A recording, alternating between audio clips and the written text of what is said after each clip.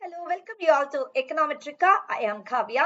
അപ്പോൾ നമ്മളോട് നിരന്തരമായി ചോദിക്കുന്ന ഒരു ചോദ്യമാണ് സ്റ്റാറ്റിസ്റ്റിക്കൽ അസിസ്റ്റന്റിന്റെ ആ ഒരു എക്സാമിന് ഇക്കണോമിക്സിന്റെ ഏരിയയിൽ, മാത്തമാറ്റിക്സിന്റെ ഏരിയയിൽ, കൊമേഴ്സിന്റെ ഏരിയയിലൊക്കെ റെഫർ ചെയ്യേണ്ട ടെക്സ്റ്റ് ബുക്കുകൾ ഏതൊക്കെയാണെന്ന്.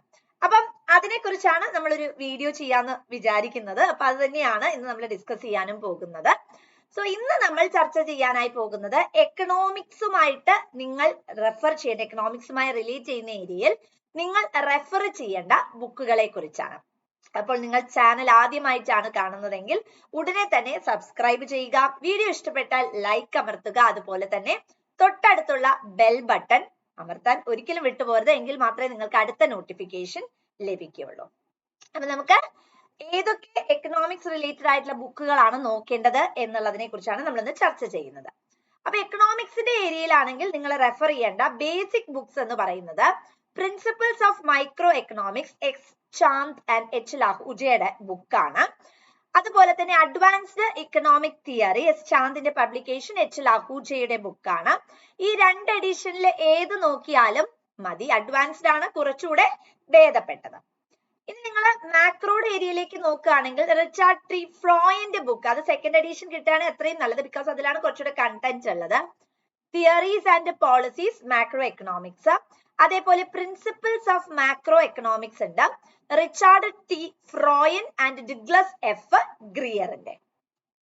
അതേപോലെ ക്യൂട്ടിയുടെ ഏരിയയിലേക്ക് നിങ്ങൾ പോകുന്ന സമയത്ത് മാത്സിന്റെ അല്ല, നമ്മളുടെ ആദ്യത്തെ സിലബസ് പോർഷനിൽ ആദ്യം വരുന്ന ക്യൂട്ടിയുടെ ഏരിയയിലേക്ക് പോകുമ്പോൾ DR അഗർവാളിന്റെ ക്വാണ്ടിറ്റേറ്റീവ് മെത്തേഡ്സ് നിങ്ങൾക്ക് റെഫർ ചെയ്യാം.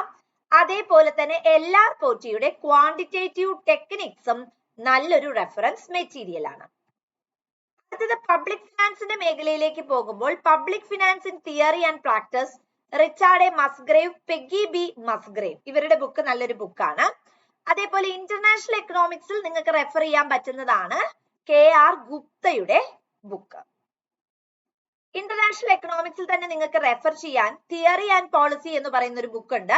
അത് പോൾ ക്രൂഗ്മാൻ ആൻഡ് മോറിസ് ഒബ്സ്റ്റെഡ്ഫീൽഡിന്റെ മാർക്ക് മെലിറ്റ്സിന്റെയും ബുക്കാണ്. പിയേഴ്സൺ ആണ് പബ്ലിഷേഴ്സ്. ഇന്ത്യൻ എക്കോണമിയുടെ ഏരിയ നമ്മൾ പോകുന്ന സമയത്ത് ഇന്ത്യൻ എക്കോണമിയുടെ ഒരു സവിശേഷത എന്താണെന്ന് വെച്ചിട്ടുണ്ടെങ്കിൽ നമുക്ക് കറക്റ്റ് ആയിട്ട് ഇന്ന ടെക്സ്റ്റ് ബുക്ക് എന്ന് പറഞ്ഞ്, അല്ലെങ്കിൽ ഇന്ത്യൻ എക്കോണമിയുടെ ഏരിയയിൽ നിന്നും ഇന്നതേ ചോദിക്കൂ, അല്ലെങ്കിൽ ഇന്ന ഏരിയ അല്ലെങ്കിൽ ഇന്ന ടെക്സ്റ്റ് ബുക്ക് റെഫർ ചെയ്താൽ മതി എന്ന് നമുക്ക് പറയാൻ സാധിക്കില്ല. കാരണം എല്ലാവർക്കും അറിയാം Indian economy, Kerala economy related ആയിട്ടുള്ള കാര്യങ്ങൾ വരുമ്പോൾ ഒക്കെ കറണ്ട് ആയിട്ടുള്ള ഡാറ്റകൾ പഠിക്കണം.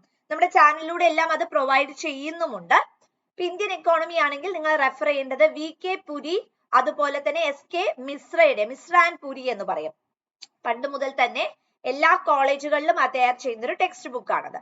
അതേപോലെ ദത്ത് ആൻഡ് സുന്ദരംന്റെ book Indian economy, Gaurav Datt, Ashwini Mahajan, ചാന്താണ് പബ്ലിഷേഴ്സ്. അതേപോലെ നിങ്ങൾ ഇന്ത്യൻ എക്കോണമി, കേരള എക്കോണമിയിൽ ഇപ്പൊ കേരള എക്കോണമി BA പ്രകാശ് ഒക്കെ നിങ്ങൾക്ക് റെഫർ ചെയ്യാം. അതിന്നൊക്കെ നിങ്ങൾക്ക് കിട്ടുന്നത് നമ്മുടെ ഓൾറെഡി കഴിഞ്ഞ ഡാറ്റകളായിരിക്കും. അപ്പം ജനറലി നമ്മൾ പ്രിപ്പയർ ചെയ്യുന്ന ഒരു എക്സാമിന് സ്റ്റാറ്റിസ്റ്റിക്കൽ ബാക്ക്ഗ്രൗണ്ട് ഉള്ളത് കൊണ്ട് സ്റ്റാറ്റിസ്റ്റിക്കൽ ഡാറ്റ വളരെ ഇമ്പോർട്ടന്റ് ആണ്. ഒരിക്കലും വിട്ടുകളയാതെ നിങ്ങൾ നോക്കേണ്ടതാണ് economic survey, economic review, PLFS data, census report. ഇതെല്ലാം നമ്മുടെ ചാനലിലൂടെ നിങ്ങൾക്ക് ഇപ്പം സെൻസസ് റിപ്പോർട്ട് ആണ് ഓൾറെഡി അവൈലബിൾ ആണ്, PLFS ഡാറ്റയും നമ്മൾ ചെയ്തിട്ടുണ്ട്. ഇത് രണ്ടുമാണ്, അത് ഉടനെ തന്നെ നമ്മൾ അപ്ലോഡ് ചെയ്യുന്നതുമായിരിക്കും. അപ്പൊ നിങ്ങൾ ഇത്രയും ഏരിയാസ് ആണ് എന്ത് ചെയ്യേണ്ടത്, എക്കണോമിക്സിന്റെ മേഖലയിൽ നിന്നും നിങ്ങൾ റെഫറൻസ് മെറ്റീരിയൽ ആയിട്ട് പഠിക്കേണ്ടത്. അപ്പൊ എല്ലാവരും നല്ല രീതിയിൽ തന്നെ പഠിക്കുമെന്ന് പ്രതീക്ഷിക്കുന്നു. അപ്പൊ ഇതേപോലെ തന്നെ നിങ്ങൾക്ക് മാത്തമാറ്റിക്സിന്റെയും കൊമേഴ്സിന്റെയും റെഫറൻസ് മെറ്റീരിയൽ വേണമെങ്കിൽ താഴെ കമന്റ് ബോക്സിൽ ഒന്ന് കമന്റ് ചെയ്യുക. Thank you.